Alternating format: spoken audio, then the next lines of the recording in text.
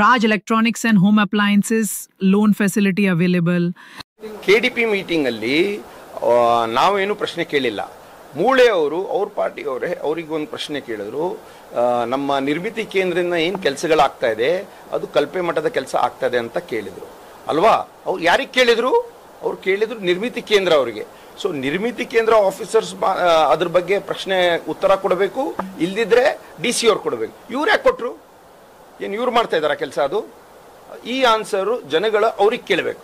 ನೀವು ಯಾಕೆ ಉತ್ತರ ಕೊಟ್ಟಿದ್ದೀರಿ ಅಂತ MLA ಅವ್ರಿಗೆ ಕೇಳಬೇಕು, ಹೌದಲ್ವಾ? ನಿರ್ಮಿತಿ ಕೇಂದ್ರ ಕೆಲಸ ಮಾಡ್ತಾ ಇದೆಯಲ್ಲ, ಹೌದಲ್ವಾ? ಸೊ ಯಾರು ಆನ್ಸರ್ ಮಾಡ್ಬೇಕು ಅದಕ್ಕೆ?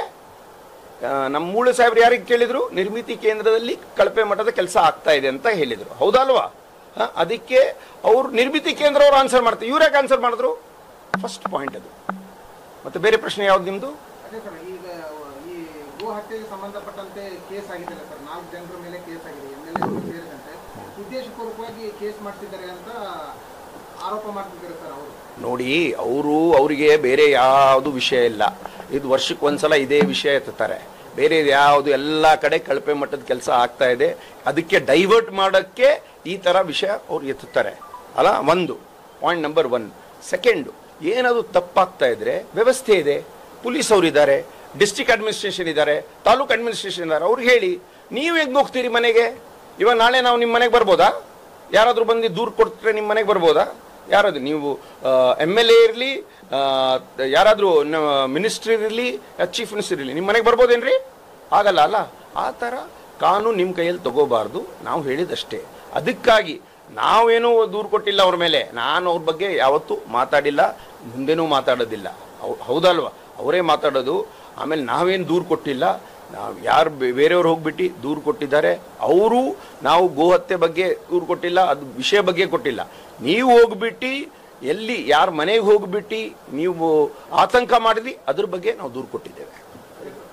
ತಮಗೆ ಬೆದರಿಕೆ ಇದನ್ನ ಮಾಡಿದ್ದಾರೆ, ಯಾರಿಗೆ? ತಮ್ಮ ಹೆಸರನ್ನು ಉಲ್ಲೇಖ ಮಾಡಿದ್ದಾರೆ ಸರ್. ಪ್ರಕರಣದಲ್ಲಿ FIR ಇದೆ ಸರ್, ವಿಜಯ್ ಸಿಂಗ್ ಅವರಿಗೆ ಬೆದರಿಕೆ ಹಾಕಿದ್ದಾರೆ. ಅವತ್ತು ಗೋ ರಕ್ಷಣೆ ಮಾಡಕ್ ಹೋದಂತ ಸಂದರ್ಭದಲ್ಲಿ ಏಕವಚನದಾಗ ಸಂಬೋಧಿಸಿದ್ದಾರೆ. ಅವ್ರು ಮಾಡಿದಾರಲ್ಲ, ನೋಡಿದಿರಲ್ಲ ನೀವು.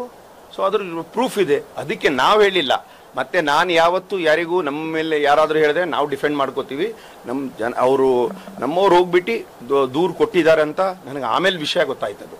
ಸರಿ, ಕೊನೆಯದಾಗಿ ತಾಲೂಕಾ ಲೆವೆಲ್ ವಿಷಯ ಅಂತಂದ್ರೆ ಪೊಲೀಸ್ ಇಲಾಖೆ ಸಂಪೂರ್ಣವಾಗಿ ವಿಜಯ್ ಸಿಂಗ್ ಅವರ ಕಂಟ್ರೋಲ್ ಇದೆ ಅಂತ KDP ಸಭೆಯಲ್ಲಿ ಜಿಲ್ಲಾ ಉಸ್ತುವಾರಿ ಸಚಿವರಾಗಿರ್ಬೋದು, SP ಅವರ ಒಂದು ನೇತೃತ್ವದಲ್ಲಿ ನಡೆದಂಥ ಸಭೆಯಲ್ಲಿ ಇದು ಉಲ್ಲೇಖ ಮಾಡ್ತಾ ಇದೆ ಸರ್. ಎಷ್ಟರ ಮಟ್ಟಿಗೆ ಸತ್ಯ ಸರ್ ಇದು? ಪೊಲೀಸ್ ಇಲಾಖೆ ವಿಜಯ್ ಸಿಂಗ್ ಅವರ ಅಂಡರಲ್ಲಿ ಇದೆಯಾ? ಅದು ನೀವು ಹೇಳಬೇಕು. ನಮ್ಮ ಅಂಡರಲ್ಲಿಲ್ಲ ಅಂತ ನಾನು ಹೇಳ್ತೀನಿ. 100% ಇಲ್ಲ. ನಾನು MLC 6 ವರ್ಷ MLC ಆಗಿದ್ದೆ. ನನ್ನ ಹತ್ರ ಒಂದು ಗನ್ಮ್ಯಾನ್ ಇರಲಿಲ್ಲ. ಸೊ ನನಗೆ ಎಸ್ಕಾರ್ಟ್ ಬೇಕಾದ ಅವಶ್ಯಕತೆಯೇ ಇಲ್ಲ, ಯಾವುದು ಮುಂದೇನೂ ಬೇಕಾಗಿಲ್ಲ. ಅರ್ಥ ಆಯ್ತಾ? ನಾವು ಯಾವತ್ತೂ ಆಡಳಿತಕ್ಕೆ ಅಡ್ಮಿನಿಸ್ಟ್ರೇಷನಲ್ಲಿ ನಮ್ಮ ಕೈಯಲ್ಲಿ ಇಟ್ಕೊಳ್ಳೋದು ಎಲ್ಲ ಯಾವತ್ತೂ ಪ್ರಯತ್ನ ಮಾಡ್ತಾ ಇಲ್ಲ. ನಾವು ಒಂದೇ ಒಂದು ನಮ್ಮ ಗುರಿ ಏನಂದರೆ ಆಫೀಸರ್ ಎಲ್ಲರೂ ಸೇರ್ಕೊಂಡು, ನಾವು ಅವರು ಯಾರಾದರೂ ಇರಲಿ ಎಲ್ಲರೂ ಸೇರ್ಕೊಂಡು, ಸರ್ಕಾರ ನಮ್ದಿದೆ, ಸೇರ್ಕೊಂಡು ಒಳ್ಳೆ ಕೆಲಸ ಮಾಡೋಣ, ಏನು ಅಭಿವೃದ್ಧಿ ಕೆಲಸ ಮಾಡೋಣ ಅಂತ ಒಂದೇ ಒಂದು ಉದ್ದೇಶ ನಮ್ಮದು. ನೀವೇ ಬಂದು ನೋಡ್ಕೊಳ್ಳಿ. ನೀವು ಇವಾಗ ಹೋಗ್ತೀರಲ್ಲ, ರೋಡ್ ಹಾಲತ್ ನೋಡಿ, ಎಲ್ಲ ಕಡೆ ಹೋಗಿ ನೋಡಿ ಹೆಂಗಾಗಿದೆ ಅಂತ. ಅವರು ಯಾರ್ಯಾರು ಹೇಳ್ತಾರೆ ಒಳ್ಳೆ ರೋಡ್ಸ್ ಇದೆ ಅಂತ, ನಾನೇನು ಹೇಳಲ್ಲ. ನೀವೇ ಒಂದು ರೌಂಡ್ ನೋಡ್ಕೊಂಡು ಹೋಗಿ, ಗೊತ್ತಾಗುತ್ತೆ ನಿಮಗೆ ಏನು ಕೆಲಸ ಆಗ್ತಾಯಿದೆ, ಅಭಿವೃದ್ಧಿ ಏನಾಗ್ತಾ ಇದೆ ನೋಡಿ ಅಷ್ಟೇ. ಆಮೇಲೆ ನೀವು ಪ್ರಶ್ನೆ ಮಾಡಿ, ಯಾರಿಗೆ ಬಂದು ನಮ್ಗೆ ಪ್ರಶ್ನೆ ಮಾಡಿ, ನಾನು ಸುಳ್ಳು ಹೇಳ್ತಾ ಇದ್ದೇನೆ ನನಗೆ ಹೇಳಿ, ಬೇರೆಯವ್ರು ಯಾರು ಮಾಡಬೇಕಿದ್ರೆ ಮಾಡಿ. ನೀವು ಧರ್ಮಸ್ಥಳ ವಿಷಯದಲ್ಲಿ ನೋಡಿ, SIT ತನಿಖೆ ಸರ್ಕಾರ ಆದೇಶ ಮಾಡಿತ್ತು. ಆದೇಶ ಮಾಡಿದಾಗ ಎಲ್ಲರೂ, ಆಪೋಸಿಷನ್ ಅವರಿರಲಿ, ರೂಲಿಂಗ್ ಪಾರ್ಟಿ ಅವರಿರಲಿ, ಎಲ್ಲರೂ ಅದಕ್ಕೆ ವೆಲ್ಕಮ್ ಮಾಡಿದ್ರು. ಮತ್ತು ನಾವು ತನಿಖೆ ಮಾಡಿದ್ವಿ. ಯಾರೋ ಬಂದು ಒಂದು ದೂರು ಹಾಕಿದ್ರು, ಇಂಥ ಈ ಥರ ಆಗಿದೆ ಅಂತ. ಆವಾಗ ನಾವು ತನಿಖೆ ಮಾಡಬೇಕಂತ ನಾವು ತನಿಖೆ ಮಾಡಿದ್ವಿ. ಆ ತನಿಖೆಯಲ್ಲಿ ಏನಾಯಿತು, ಹೆಂಗಾಯಿತು, ಅದು ವಿಷಯ ಬರುತ್ತೆ ಆಚೆ. ಅದಾದಮೇಲೆ ನಾವು ನೋಡ್ಬಿಟ್ಟು ಹೇಳೋಣ ಏನಾಗುತ್ತೆ ಅಂತ. ನೋಡಿ, BJP ಅವರು ಧರ್ಮದ ಬಗ್ಗೆ ಯಾವಾಗಲೂ ರಾಜಕೀಯ ಮಾಡ್ತಾರೆ. ಕಾಂಗ್ರೆಸ್ ಅವರು ಧರ್ಮದಿಂದ ಯಾವತ್ತೂ ರಾಜಕೀಯ ಮಾಡಿಲ್ಲ, ಮುಂದೇನೂ ಮಾಡೋದಿಲ್ಲ. ಅದ್ರ ಬಗ್ಗೆ ನಾವು ಜಾಸ್ತಿ ಮಾತಾಡೋಕ್ಕೆ ಹೋಗೋದಿಲ್ಲ. ಸೊ ತನಿಖೆ ಆಗಲಿ, ಮತ್ತೆ ಎಲ್ಲ ಬರ್ತದಲ್ಲ, ಎಲ್ಲ ರಿಪೋರ್ಟ್ ಎಲ್ಲ ಬರಲಿ, ಆಮೇಲೆ ಗೊತ್ತಾಗುತ್ತೆ ಏನಾಗುತ್ತೆ ಅಂತ. ನೋಡಿ, ಅವರು ಫಸ್ಟ್ ಆಫ್ ಆಲ್ ನಾವು SIT ತನಿಖೆ ಮಾಡುವಾಗ ಆವಾಗಲೇ ಅಪೋಸ್ ಮಾಡಬೇಕಿತ್ತು, ಮಾಡೇಬೇಡಿ ಅಂತ ಹೇಳಬೇಕಿತ್ತು. ಅವ್ರು ಮಾಡಿದ್ರಾ? ಅವರು ವೆಲ್ಕಮ್ ಮಾಡಿದ್ರು, ಹೌದಾ ಅಲ್ವಾ? ವೆಲ್ಕಮ್ ಮಾಡಿದ್ರು. ಸೊ ಮತ್ತೆ ವೆಲ್ಕಮ್ ಮಾಡಾದ್ಮೇಲೆ ನಾವು ನಮ್ಮ ಕೆಲಸ ಏನು? ನೀವು ಹೋಗ್ಬಿಟ್ಟು ಪೊಲೀಸ್ ಸ್ಟೇಷನ್ ಹೋಗ್ಬಿಟ್ಟು ದೂರ ಹಾಕಿದ್ರೆ ದೂರ ಏನು ಮಾಡ್ತಾರೆ? ತನಿಖೆ ಮಾಡ್ತಾರೆ. ಕರೆಕ್ಟ್ ಅಲ್ಲ? ತನಿಖೆಯಲ್ಲಿ ಒಂದೊಂದ್ಸಲ ಅಪರಾಧಿ ಆಗ್ತಾರೆ, ಒಂದೊಂದ್ಸಲ ನಿರಪರಾಧಿ ಆಗ್ತಾರೆ. ಸೊ ಹಂಗೆ ತನಿಖೆಯಲ್ಲಿ ಏನಾಗುತ್ತೆ ಬರಲಿ, ಆಮೇಲೆ ನೋಡೋಣ ಏನಾಗುತ್ತೆ ಅಂತ. ಏನು RSS ಗೀತೆ ಏನು ಹಾಡಿಲ್ಲ, ಅವರು ಬರೀ ಕೋಟ್ ಮಾಡಿದ್ರು ಅಷ್ಟೇ. ಕೋಟ್ ಮಾಡಿದ್ದು ಅವರು RSS ಗೀತೆ ಏನು ಹಾಡಿಲ್ಲ. ಮತ್ತು DK ಶಿವಕುಮಾರ್ ಅವರು ಬಾರ್ನ್ ಕಾಂಗ್ರೆಸ್ ಮೆನ್, ಅದು ಅವ್ರು ಹೇಳಲ್ಲ, ಬೇರೆಯವರು ಹೇಳ್ತಾರೆ. ಅವ್ರು ಯಾವಾಗಲೂ ಅವ್ರ ರಕ್ತದಲ್ಲೇ ಕಾಂಗ್ರೆಸ್ ಇದೆ, ಅವ್ರು ಕಾಂಗ್ರೆಸ್ಸಲ್ಲೇ ಉಳ್ಕೊಳ್ತಾರೆ. ಮತ್ತು ಅದ್ರ ಬಗ್ಗೆ ಜಾಸ್ತಿ ಏನು ಚರ್ಚೆ ಮಾಡೋದೇನು ಬೇಡ. ಅವ್ರು ಬರೀ ಏನೋ ಒಂದು ಕೋಟ್ ಮಾಡಿರ್ಬೋದು ಅಷ್ಟೇ. ಅವ್ರು ಗೀತೆ ಆಡಿದ್ದಾರೆ ಅಂತ ಎಲ್ಲರೂ ಹೇಳ್ತಾ ಇದ್ದಾರೆ, ನನಗೇನು ಅನಿಸ್ತಾ ಇಲ್ಲ ಅದು.